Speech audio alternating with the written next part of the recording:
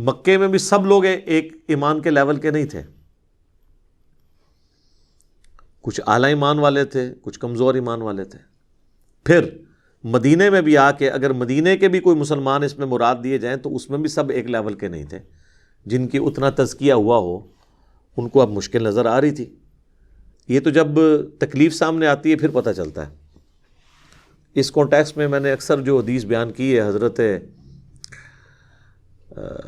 حذیفہ ابن یمان رضی اللہ تعالیٰ عنہ کے حوالے سے صحیح مسلم کی، جو غزوہ خندق کے موقع پر، تو وہ تیرے ہوتے جنم لیا ہوتا تو آپ نے دیکھا ان کے لیے کتنا مشکل وقت تھا۔ رازدار رسول ہیں، کامل الایمان مومن ہیں، تو صحیح مسلم میں موجود ہے کہ کچھ تابعین آ کے کہتے ہیں کہ آپ کتنے خوش نصیب ہیں کہ آپ اللہ کے نبی کے ساتھ نمازیں پڑھتے تھے، قتال کرتے تھے، کاش ہم نے بھی وہ زمانہ پایا ہوتا تو ہم اللہ کے نبی کا ساتھ دیتے۔ تو حضرت حذیفہ ابن یمان نے کہا کہ یہ اتنا آسان کام نہیں ہے، تو میں ایک واقعہ سناتا ہوں کہ سخت سردیوں کی رات تھی، غزوہ خندق کے موقع پر اللہ کے نبی علیہ السلام نے کہا کہ کون ہے جو اس وقت اٹھ کر کافروں کی جاسوسی کر کے ان کی خبر مجھے دے اور قیامت والے دن میرا ساتھ اسے نصیب ہو۔ تو یہاں تو میرے لیے تقریباً سارا پاکستان ہی کھڑا ہو جاتا، اس لیے کہ نہ تو جانا ہے نہ کھڑا ہونا ہے کی ضرورت ہے، اے سی والے کمروں میں بیٹھ کے یہ واقعات سنانے ہیں۔ تو سیدنا حذیفہ کہتے ہیں کہ کوئی شخص بھی نہیں کھڑا ہوا۔ نبی علیہ السلام نے دوسری دفعہ اناؤنسمنٹ کی کہ کون ہے کہ جو اس وقت جا کے کافروں کی جاسوسی کرے ایک سردیوں کی رات میں اور قیامت کے دن اللہ کے نبی کا ساتھ اسے نصیب ہو۔ اس سے بڑی کوئی چیز ہو سکتی ہے؟ اللہ کے نبی کا ساتھ،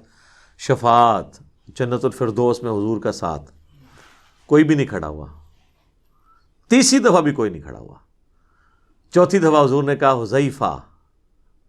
تو کہتے ہیں میں نے دل میں سوچا کہ اب تو اٹھنا پڑے گا، اب تو اسپیسیفکلی حکم، اب تو ایمان والا معاملہ ہے۔ پہلے تو کوئی بھاگنے کی گنجائش تھی کیونکہ جنرل حکم تھا۔ تو کہتے ہیں کہ میں اٹھا تو حضور علیہ السلام نے فرمایا کہ جاؤ کافروں کی جا کے جاسوسی کر کے مجھے خبر دو، اور دیکھنا کوئی ایسی ویسی حرکت نہیں کرنی ہے کہ ہمارے لیے بعد میں تم مصیبت کوئی کھڑی کرے دینا۔ تو کہتے ہیں کہ میں اٹھا تو اس وقت بڑے بوجھل دل کے ساتھ اٹھا، لیکن جیسے ہی اٹھا تو مجھے ایک نا نظر آنے والا کمبل جس طرح کے اڑا دیا گیا، وہ گویا کہ میں ایک گرم حمام میں داخل ہو گیا، یعنی یہ ایک معجزہ ظاہر ہوا اللہ کی طرف سے۔ اور کہتے ہیں میں اسی طریقے سے باہر نکل گیا، مجھے کوئی ٹھنڈ نہیں لگ رہی ہے، مجھے یوں لگ رہا ہے جس طرح میں گرم حمام کے اندر کسی کنٹرول انوائرمنٹ میں چل رہا ہوں۔ حتیٰ کہ میں نے کافروں کو دیکھا کہ وہ رات کے وقت اپنے نیزے اور تیر وغیرہ اور تلوار وغیرہ یہ تیز کر رہے ہیں، اور کہتے ہیں ایک لمحے کے لیے تو ابو سفیان میرے تیر کے نشانے پہ بھی آ گیا، اور میں نے ارادہ کیا کہ میں اس کا کام تو ختم کروں نا، کیونکہ وہ سردار تھا کافروں کی طرف سے۔ پھر مجھے حضور کی نصیحت یاد آئی کہ کوئی نواں موازنہ کھول کے آ جائیں، تو میں پھر رک گیا۔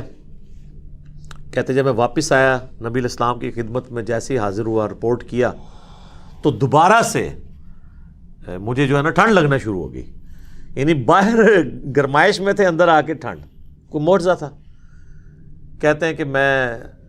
جب مجھے ٹھنڈ لگی تو نبی علیہ السلام نے اپنی مبارک چادر میرے اوپر ڈال دی، اور وہ کہتے ہیں بس وہ چادر ڈالنے کی دیر تھی مجھے نیند آ گئی اور میں سو گیا۔ پھر جب فجر کا وقت ہوا تو حضور نے مجھے جگایا کہ حذیفہ اٹھ جاؤ، تو یعنی وہ حضور علیہ السلام نے یہ بھی شفقت فرمائی کہ دنیا میں ایک انعام دیا، ان کو چادر بھی دے دی۔ بہرحال یہ صحیح مسلم کی حدیث غزوہ خندق کے کانٹیکسٹ میں اس بات کا واضح ثبوت ہے کہ یہ بات کرنا آسان ہے، دین کے لیے تکلیفیں اٹھانا بہت مشکل کام ہے۔ آج جہاد اور قتال کے واقعات لوگ کتنے مزے لے لے کے سناتے ہیں۔ ابھی یہ رمضان شریف کا مہینہ چل رہا ہے نا، ابھی یہ 17 رمضان آئے گا تو آپ غزوہ بدر دیکھیں لوگ کس طرح بیان کر رہے ہوں گے، جیسے کہ آج ہی اگر بدر دوبارہ ہو تو یہ سب سے آگے ہوں گے، لیکن کوئی آگے نہیں ہوگا۔ ہم لوگ تو معاشرے کی ڈر کی وجہ سے سنت کے مطابق رفع الیدین کے ساتھ رکوع میں جاتے وقت اور اٹھتے وقت نماز پڑھنے کے لیے تیار نہیں ہوتے۔ ہمارا معاشرہ ہمیں جو ہے وہ نشانہ بنا لیتا ہے، رشتہ دار بنا لیتے ہیں، ایون بے نمازی بھی میدان عمل میں اتر آتے ہیں سمجھانے کے لیے کہ تنو کیا ہو گیا ہے۔ تو عقائد کی اصلاح اور سسٹم کو للکارنا، شرک کے اوپر بولنا، یہ تو بڑا مشکل کام ہے۔ تو بہرحال جب مصیبت کا وقت آتا ہے اس وقت ذرا پرابلم اور کھڑی ہو جاتی ہے۔ بخاری اور مسلم دونوں میں موجود ہے، حضرت سہل ابن سعد الساعدی، یہ شروع کے مسلمانوں میں سے ہیں،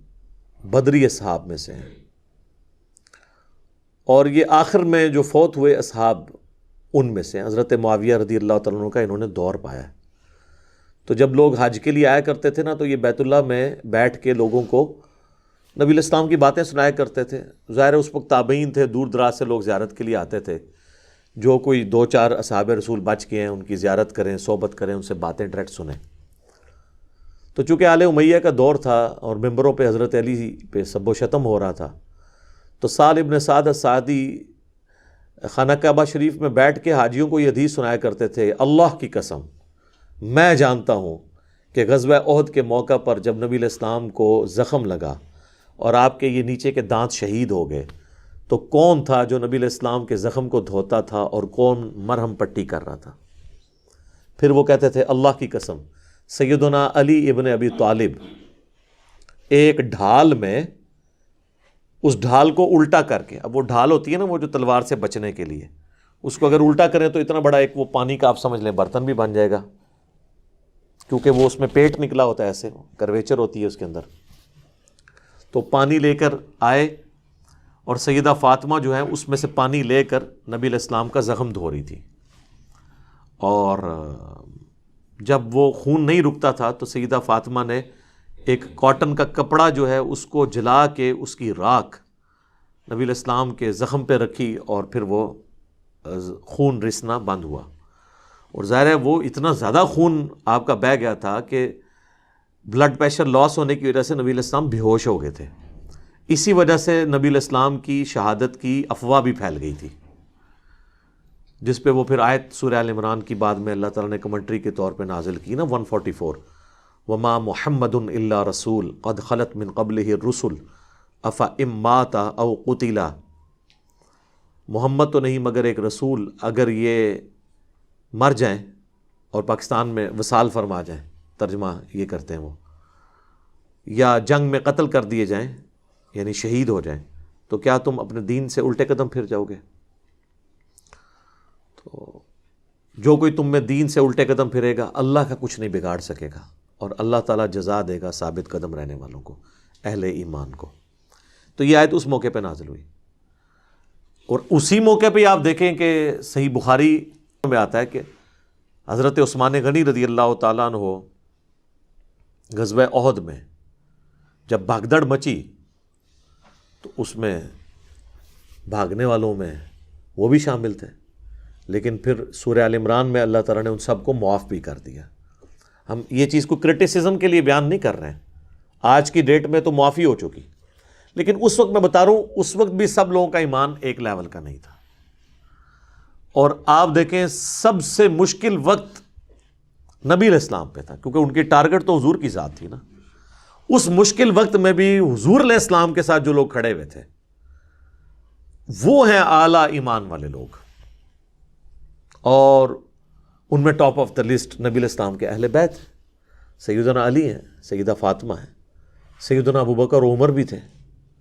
یہ جو رافضی پراپوگنڈا کرتے ہیں کہ وہ بھاگ گئے تھے، وہ ان میں شامل نہیں تھے۔ جتنی بات درست ہے وہ درست ہے، البتہ ظاہر ہے کہ جس طریقے کا ساتھ نبی علیہ السلام کا اہل البیت کر رہے تھے وہ تو ظاہر ہے کوئی کر بھی نہیں سکتا نا۔ اس کی جینون ریزن ہے کہ اولاد سے زیادہ ماں باپ کا غم کسی اور کو ہو نہیں سکتا۔ تو حضور علیہ السلام تو ایک باپ کی جگہ تھے حضرت علی کے لیے، پرورش کی ہوئی تھی ان کی، سیدہ فاطمہ تو ویسے ہی بیٹی تھی۔ تو اس مشکل وقت میں بھی سب لوگوں کا ایمان ایک لیول کا نہیں تھا۔